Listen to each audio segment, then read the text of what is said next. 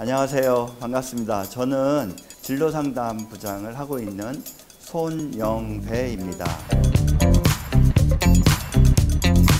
이제는 속도가 아니라 방향이다. 자신이 좋아하고 잘하는 것을 발견하는 자기 이해로부터 출발해서 자합을 찾아가는 그런 진로 여행을 한다면 즐겁게 미래를 개척할 수 있다고 보고, 최고의 미래학자 엘빈 토플러를 소개해 드릴게요. 부의 미래라는 책을 통해서 이 세상이 변하는 것을 알려준 그런 위대한 미래학자인데요. 내한에서 하시는 말씀이 있었어요. 한국의 학생들은 미래에 있지도 않은 직업을 위해서 하루 15시간씩 공부한다라는 이야기로 꼬집어 얘기를 합니다.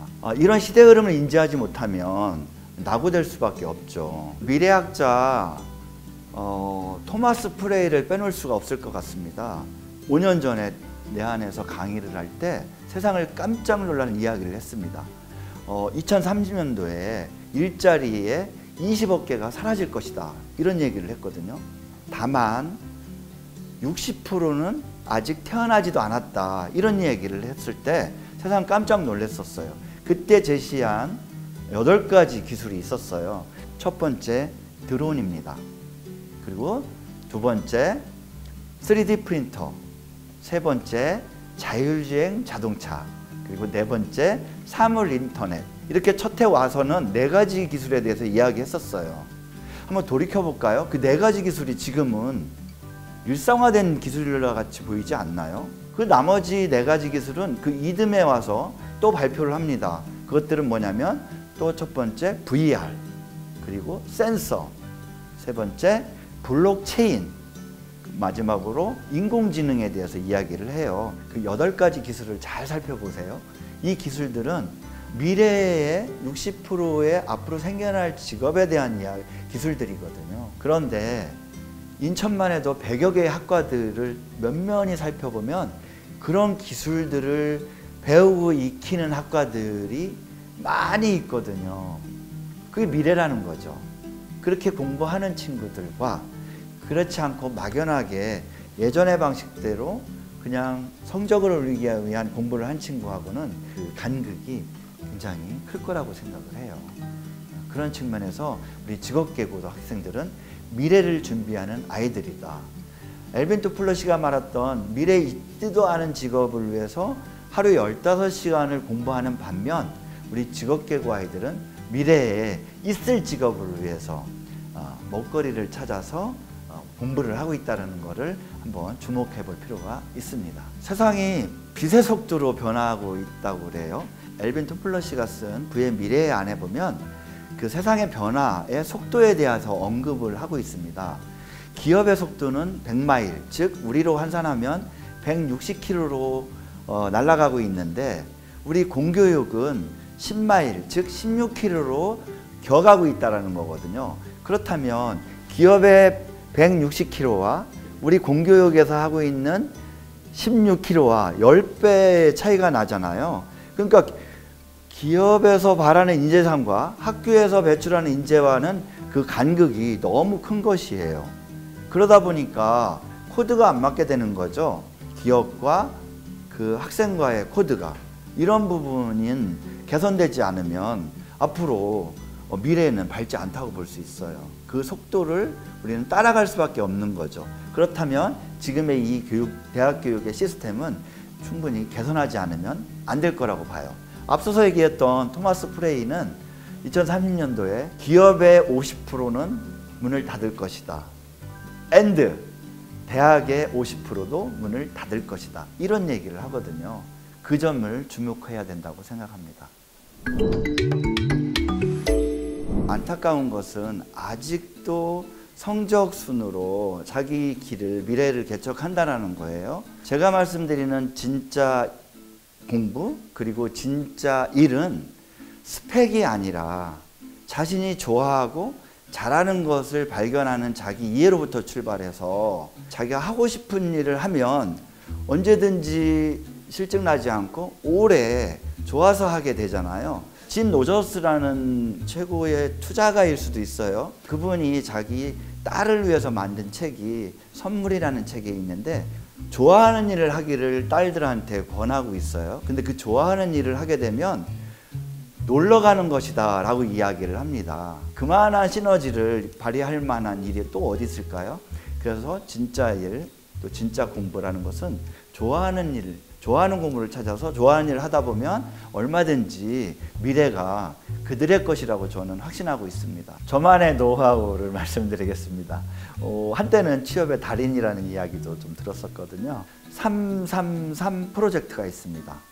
자기가 관심 있는 직업에 대해서 그 분야의 책을 3권의 책을 읽어요. 읽은 거에 대한 리뷰를 온라인 포트폴리오로 하는 거예요. 블로그에다가 기록을 하는 거죠. 또 오프라인인 그 종이로 되어 있는 포트폴리오에다가도 그 책을 읽은 내용에 대해서 기록을 하는 거죠. 그 다음에 두 번째 3은 3명을 만나는 거예요. 인터뷰를 한다는 거죠. 그 분야의 전문가 아니면 자기 그 관심 있는 분야의 회사를 다니는 자기 선배, 관심 있는 분야의 명사를 온라인이든 오프라인이든 만나서 만난 부분에 대해서 또 리뷰를 포트폴리오로 만들어내는 거죠. 마지막 3은 콘텐츠예요. 그 지금까지 했던 3권의 책 그리고 3명의 명사를 만난 부분과 또 하나는 그동안에 내가 관심 있는 분야에 대한 직업에 대한 생각을 정리해서 콘텐츠화하는 거예요. 글을 쓰는 것도 콘텐츠가 될 수 있을 거고요. 또 카드 뉴스로 만드는 것도 좋은 콘텐츠가 될 거고, 요즘 또 열광하고 있는 영상을 만들어서 유튜브 채널로 자신을 소개하는 것도 하나의 방법이 될 것 같아요. 이런 온라인상의 포트폴리오를 만들어 가는 거, 이게 바로 333인데 그런데 첫 번째 직업군이 이제 정리가 되면 이제 두 번째 직업군으로서 또 다른 333 프로젝트를 진행하다 보면 명확하게 자기 직업에 대해서 갈 방향을 알 수가 있는 거죠. 우리 특성화고 친구들한테는 자신의 강점을 발견하는 게 매우 중요하다고 생각을 해요. 그 강점을 직업으로 연결하는 다중지능 검사를 추천해 드립니다. 그 다중지능 검사를 하면 자신의 강점 3가지, 자신의 약점 3가지를 발견해낼 수가 있는데요. 그 강점 지능을 강점화하는 게 약점 지능을 끄집어 올리는 것보다 훨씬 더 효율적이지 않겠어요? 잘하는 일을 찾아서 잡을 찾아가는 그런 진로 여행을 한다면 즐겁게 미래를 개척할 수 있다고 보고, 우리 대한민국은 참 훌륭한 나라인 것은 그 짧은 시간에 그 전국에 있는 중고등학교에 진로교사를 한 분씩 다 배치해 버렸어요. 그런 부분도 알고서 좀 우리 학부모님들이나 학생들이 접근을 하면 꿈찾는 데 도움이 될 거라고 생각을 합니다. 전문 직업인을 양성하는 목표가 있거든요. 그래서 직장인으로서의 성장할 수 있는 그런 기반을 마련해서 배출하게 되죠. 그러다 보니까 이 다양한 특성을 가진 학교들이 자신의 특성과 특기에 맞추어서 교육을 하게 되죠. 맞춤 교육이죠. 일반적으로 일반고 학생들이 대학을 가기 위한 포괄적인 공부를 한다면 우리 친구들은 자신이 가고자 하는 방향의 학과의 교육과정으로 특화돼서 교육을 하고 있으니까 조금 선택과 집중이라고 하면 이해가 좀 될까요? 네, 우리 직업계고 강점이 많은데요. 4가지로만 요약을 할게요. 첫 번째, 공무원, 공공기관에 이렇게 입사할 수 있는 기회가 훨씬 더 수월합니다. 두 번째, 직업계고 학생들에 대한 지원 정책이 있습니다. 그리고 세 번째, 대학을 그럼 갈 수 없느냐? 그렇지 않습니다. 대학 진학도 얼마든지 갈 수 있는 제도가 있고요. 그리고 마지막으로 선취업 후 학습 제도, 이 4가지의 우리 직업계고등학교에 강점이 있습니다. 한국장학재단에서 만들어낸 중요한 정책이 있는데요. 금전적인 부분만 발췌해서 말씀드릴게요. 첫 번째는 작년 같은 경우에 1인당 그 400만 원을 지급하는 제도가 또 있었고요. 두 번째는 대학 등록금을 전액 지원하는 제도가 또 있어요. 세 번째는 청년 내일 채용 공제라고 해서 일종의 저축을 들게 되면 시드머니, 목돈을 만질 수 있는 그런 기회도 있고요. 마지막으로는 주거의 안정을 위해서 전월세 약 1년에 1.25%인가 아주 저렴하게 5천만 원을 빌릴 수 있는 그런 제도가 경제적으로 큰 도움을 주고 있다고 저는 생각을 해요. 특히 앞서 얘기했던 그 내일 채용 공제 귀가 쫑긋하지 않나요? 그거를 좀 설명을 좀 드릴게요. 2년형이 있는데 2년형이 매월 12만 5천 원씩 불입을 하면 2년 후에는 1,200만 원을 수령할 수 있어요. 우리 친구들은 이미 직업을 하나 갖게 됐고 또 이렇게 목돈을 마련해서 그 시드머니로 미래를 개척할 수 있는 자본금을 목돈을 갖고 있다는 것은 큰 장점이라고 생각이 됩니다. 4마리 토끼를 잡은 친구를 인터뷰했을 때 저는 깜짝 놀랐어요. 고등학교 때 도제 제도를 통해서 성공한 사례라고 저는 분명하게 말씀을 드리고 싶은 게, 먼저 도제 제도는 2학년 때 시작을 해요. 회사와 학교를 오고 가면서 이렇게 회사에 맞는 교육을 하게 되거든요. 그리고 당연히 졸업한 이후에는 그 회사에 입사를 하게 되겠죠. 그러니까 취업 문제는 그렇게 해결이 되네요. 두 번째 토끼는 어떤 토끼냐? 일과 학습의 병행제라고 해서 피텍, 폴리텍 대학에서 대학을 마칠 수 있는 제도가 아예 있어요. 회사에서도 권장을 하고 그런 약정을 하고 가기 때문에 대학을 또 이 친구는 마쳤어요. 또 졸업을 또 우수하게 해가지고 유럽에 연수를 다녀온 사례, 그러니까 우수한 학생에 대한 그런 연수도 다녀온 그런 사례가 있고요. 또 병역 문제가 또 우리 남학생 같은 경우에 걸리잖아요. 이 병역 문제도 산업기능요원이라고 해서 도제 제도를 하고 있는 회사들은 대부분 산업기능요원 제도를 채택하고 있기 때문에 그냥 그 회사에서 근무하는 그 자체가 병역을 마치게 되는 거예요. 그러니까 급여도 일반 사병의 급여가 아니라 회사의 급여를 받으면서 병역을 필하게 되는 거죠. 근데 깜짝 놀란 것은 네 번째에 있어요. 그건 뭐냐면 이 친구가 아파트를 마련했다는 거예요. 어머 세상에, 어떻게 지금 아파트 굉장히 어렵잖아요. 물어보니까 자기가 1년 8개월 동안 돈을 한 푼도 쓰지 않고 모았다라는 거예요. 모았더니 약 3천만 원 정도 만들어지더래요. 고등학교 다닐 때 도제 제도를 통해서 회사를 갈 때마다 수당이 발생이 되거든요. 그걸 모으면 2학년 때하고 3학년 때 모으면 600만 원 정도 모여져요. 합치면 3,600이 됐잖아요. 이거는 아파트 계약금이잖아요. 그래서 계약을 덜컥 해버렸는데 이후에 이제 직장이 있겠다. 그러니까 대출도 가능했겠죠. 그랬는데 아파트가 천정부지로 솟아오르기 시작한 거예요. 1억 8천 주고 산 아파트가, 조그만 아파트가 지금은 3억 중반대 아파트로. 그래서 저는 진짜 감동 먹었어요. 그때 그 얘기를 듣고서 아마 이 친구는 5년 후면 그 기술로 틀림없이 소사장으로 분가하거나 창업을 하겠구나라는 생각이 들었어요. 이미 돈도 돈대로 마련됐죠.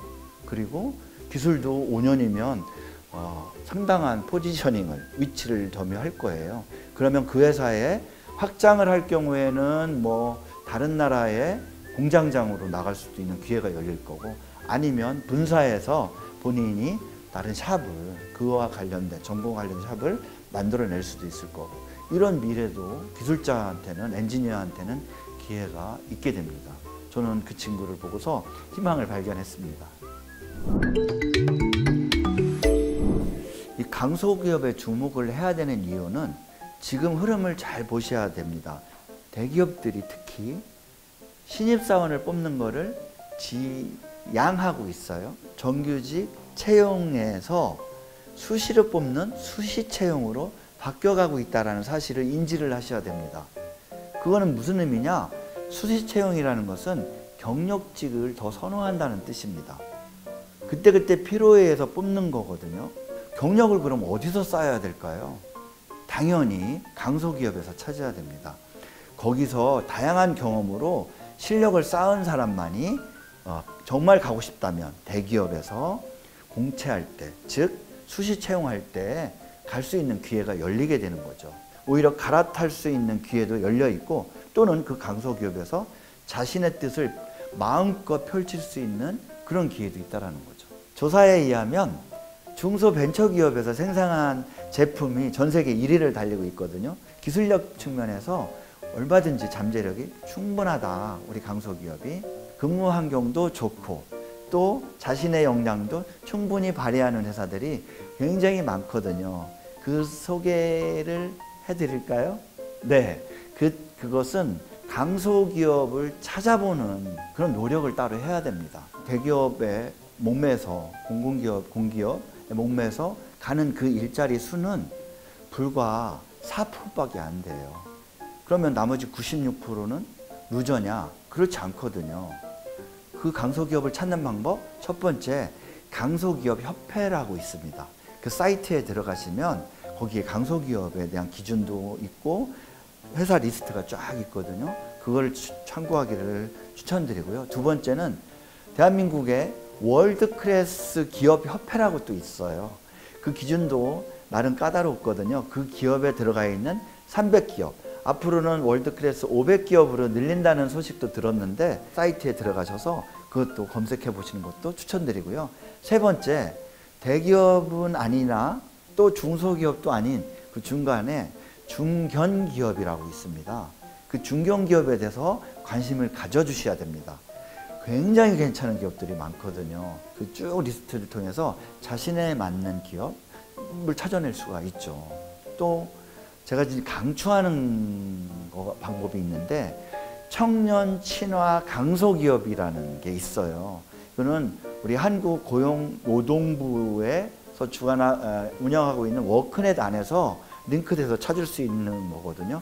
여기 가면 그 기업에 대한 청년들이 친화된 청년들을 선호하는 그런 강소기업들로 쭉 정리되어 있거든요.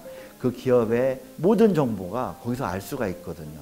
그런 쭉 사이트들을 참고하시면 큰 도움이 될 거라고 생각합니다. 우리 친구들한테 좀 간곡하게 부탁드리고 싶은 얘기가 있어요. 첫 번째, 좀 더 자신에 대해서 생각을 깊이 가졌으면 좋겠어요. 그리고 두 번째는 지금 시대가 평생학습의 시대거든요. 그럼 평생학습 시대에 끊임없이 배워야 된다. 이제 고등학교 과정으로 끝나는 게 아니다라는 사실을 염두에 두면 좋을 것 같아요.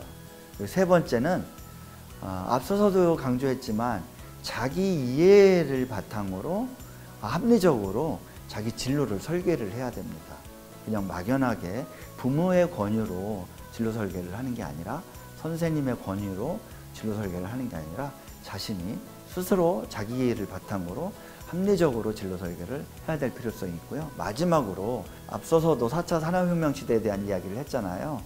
인공지능의 시대라는 거죠. 이런 인공지능의 시대에 융합을 할 필요가 있어요. 융합력을 길러야 되는데 더 나아가서는 이런 로봇이나 AI하고 같이 협업으로 뭔가를 이루어내는 그런 시대가 와 있기 때문에 그런 융합력, 협업력 이런 것들이 필요할 거라고 저는 생각합니다. 그래서 이런 부분에 대해서 우리 친구들이 준비를 하면 나답게 살 수 있지 않을까? 네, 나답게 살기 위한 최고의 준비 이 4가지를 꼭 기억해 주시면 고맙겠습니다.